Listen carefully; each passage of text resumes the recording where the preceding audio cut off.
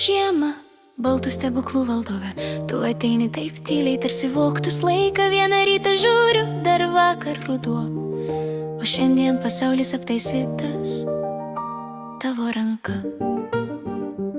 Tu nudažai laukus be jokio teptuko, tik mostelė delnu ir žolės pasiduoda. Sukuri pūgą iš juoko ir vėjas tampa tavo pašėlusių pasiuntinių.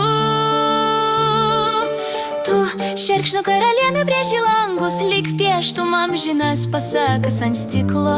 Kiekvienas brūkšnys tai tylus priminimas, kad laikas kartais turi sustingti, kad žmogus prisimintų kvėpuoti.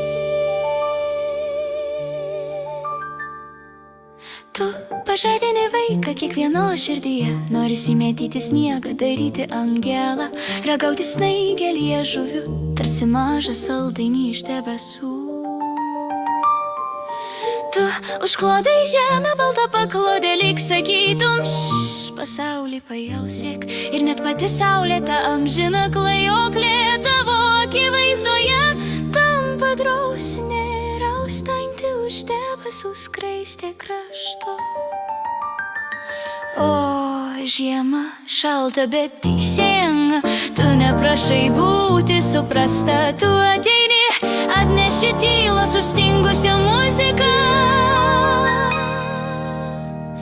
ir paleidi mus į savo švytinčią pasaką, kurioje kiekviena snaigė turi vardą, kiekviena naktis žvaigždė, o kiekviena širdis truputį daugiau šviesos.